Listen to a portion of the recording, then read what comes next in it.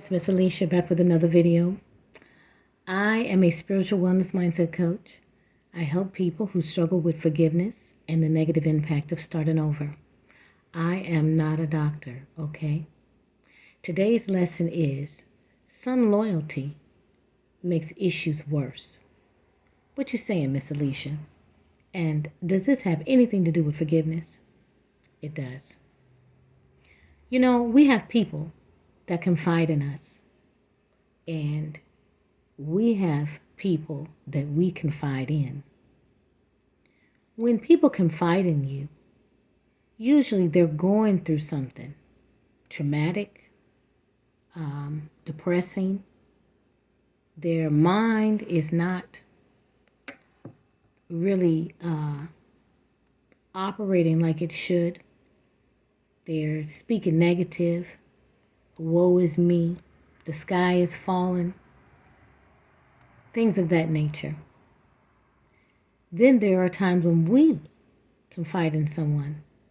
We're expecting that person to be a listener, give us some good advice. You know what I'm saying? Be on our side. Well, sometimes loyalty can mess us up.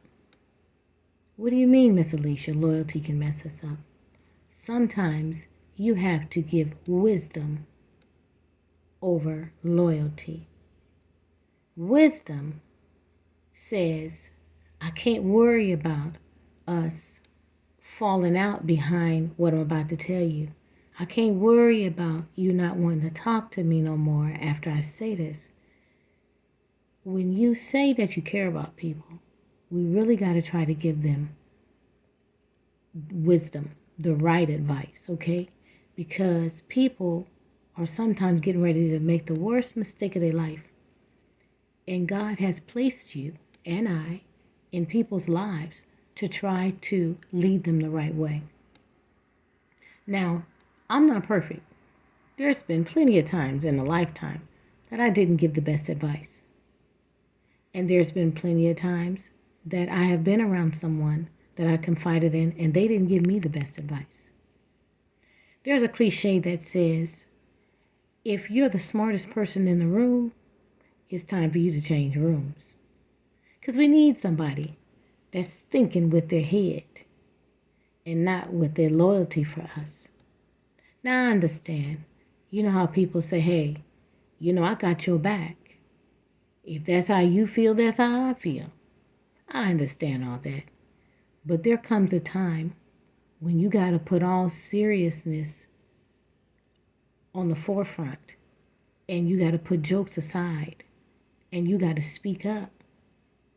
Imagine if two people were out drinking and one was sloppy drunk. That person would expect the person they came with to make sure that they got home safe. They wouldn't expect you to leave them there. And that's the same way when somebody comes to you and they confide in you. It's in the best interest to try to give them wisdom versus the loyalty. I want to give you a few definitions before I start this message. The first definition is wisdom. Wisdom is quality of having experience, knowledge, and good judgment. The second one is loyal. Loyal is giving or showing firm and constant support or allegiance to a person or institution. The next word is infatuated. Now, we don't walk around saying that word, but we definitely see it. Infatuated means an intense but short-lived passion or admiration. Basically, it means that a feeling can come across you quickly, and it can also leave you quickly. It doesn't stay long, this emotion. It doesn't stay long. It's not permanent. And lastly, the word help. Help means make it easy for someone to do something by offering one's services or resources. Now, this lesson is coming from the Bible. Sorry, guys. 2 Samuel chapter 13, New International Version. Okay? And in a nutshell, this message is about a young man named Amnon, which is King David's first son. He is sickly in love with his half-sister Tamar, and Tamar knows nothing about this. One day, Amnon's cousin comes over. His name is Jonadab. And Jonadab is looking at him like, man, what's going on with you? And Amnon is just, looking all weary in his emotions. And Jonadab like, what's going on? You the prince. You should always have a smile on your face. And that's the thing. People think because of your status that you're not going through anything, that you're supposed to be always up on top, always turned up. But that's not so. People are people. And so Amnon said, I'm in love. And of course, Jonadab like, who? Because, it's a lot of females. He the prince. And he said, with Tamar. Tamar, my brother Absalom's sister, meaning it's his half-sister. They all have the same father. Amnon, Tamar, and Absalom. So instead of Jonadab checking him and saying, man, what's going on with you? You know that, man, I don't know where you're getting these feelings from, but you stall all that out. That's your sister, right? That's what he should have been saying. But no, it says that that Jonadab was a shrewd man, meaning like he wasn't one that you should be getting advice from. He crooked. He ain't got it all himself. So it says that he gave him a plan, a plot of how to get his sister against her will. And this message is way beyond what I'm going to read. It could be triggering for some people listening to this. But in a nutshell, after the fact that he tricks his sister, he forces himself on her and causes her life to be ruined. And she was never the same after that. So I'm going to read to you, okay? And then I'm going to give you the message God wants you to hear. It says, in the course of time, Amnon, son of David, fell in love with Tamar, the beautiful sister of Absalom, son of David. Amnon became so obsessed with his sister Tamar that he made himself ill. She was a virgin, and it seemed impossible for him to do anything to her. Now Amnon had an advisor named Jonadab, son of Shemaiah, David's brother. Jonadab was a very shrewd man.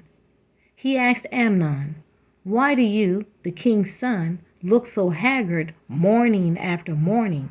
Won't you tell me? Amnon said to him, I'm in love with Tamar, my brother Absalom's sister. Go to bed and pretend to be ill, Jonadab said. When your father comes to see you, say to him, I would like my sister Tamar to come and give me something to eat. Let her prepare the food in my sight so I may watch her and then eat it from her hand. So Amnon listened to his cousin, lay down and pretend to be ill. When the king came to see him, Amnon said to him, I would like my sister Tamar to come and make some special bread in my sight so I may eat from her hand. David sent word to Tamar at the palace, go to the house of your brother Amnon and prepare some food for him. So Tamar went to the house of her brother Amnon, who was lying down. She took some dough, kneaded it, made the bread in his sight, and baked it. Then she took the pan and served him the bread, but he refused to eat. Send everyone out of here, Amnon said. So everyone left him. Then Amnon said to Tamar, bring the food here into my bedroom so I may eat from your hand. And Tamar took the bread she had prepared and brought it to her brother, Amnon, in his bedroom. But when she took it to him to eat, he grabbed her and said, come to bed with me, my sister. No, my brother, she said to him, don't force me. Such a thing should not be done in Israel. Don't do this wicked thing. What about me? Where could I get rid of my disgrace? And what about you? You would be like one of the wicked fools in Israel. Please speak to the king. He will not keep me from being married to you. But he refused to listen to her, and since he was stronger than she, he forced himself on her. Then it says, then Amnon hated her with intense hatred. In fact, he hated her more than he loved her.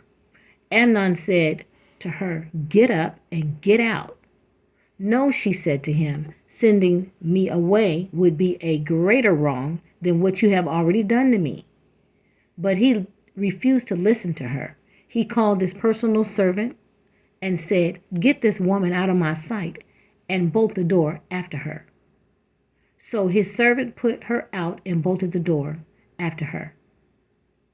I'll stop right there. It's definitely way more than that, because after that it talked about how she cried, you know what I'm saying? She was disgraced, she was a virgin, Imagine somebody setting you up and you don't even know it. And you up around them and they over here plotting, scheming, looking at you in a whole different light. And here you are with the goodness of your heart being around these people, not knowing. Well, Miss Alicia, what does this message have to do with me? Are you saying you think that I'm one that would be around somebody I'm not supposed to be around? No. This message is to let you know that God is saying when we have people around us that confide in us, that we have to think more along the lines of wisdom than loyalty. Now, I know you might say, well, Miss Alicia, I am loyal. I'm loyal to my family. I'm loyal to my friends. And I understand that. I understand if it was two people drinking and one was sloppy drunk, you would say, hey, that's enough. No more drinking. I got to get you home. You're not just going to leave them, right? You're going to get them home, make sure they're safe. Well, that's the same way it is when people confide in us. We have to think along those lines. We can't be worried about the person saying, hey, man, I ain't ready to leave. I want another drink. You know that there's a limit. And you say, no, we got to go. This ain't even about you having fun now. You're just doing too much. And that's sometimes how we have to be when people are saying things and they not talking right. And you know that they out of character and they talking out of bounds. You have to step in. That goes for me too. I'm not perfect. There's been times when I haven't given the best advice, when I should have put all jokes to the side, you know what I'm saying? And I have to be intentional and pay attention to what people are saying and realize, hey, no, this person is serious. I got to give them some good advice, right? Or we have to be mindful to have good people around us, because we never know when we're going to go through something and we expect them to give us the best advice, right? There's a cliche that's been said in the past. If you're the smartest person in the room, then it's time for you to switch rooms. It should always be somebody in your life that got their head on right. Right? So this message is to say, if you are one of those who has given someone bad advice and it made issues worse and it's been bothering you and you have been having a hard time forgiving yourself, God is letting you know that you can come to him and ask him for forgiveness. Okay? Now, a lot of people may not agree with that. Like, no, Miss Alicia, why are you telling the bad person or the person that steered somebody wrong that they can get out of it? Well, there's a lot of things that we've done also, and we need that grace too. We need forgiveness too from God. We do. We do. And what you have to know is going forward in the future, when we got people around us that confide in us, we can't be worried about, are we going to lose friendship? Are we still going to be fam? You got to put wisdom over loyalty. Okay? That go for me and you. We got to be intentional going forward.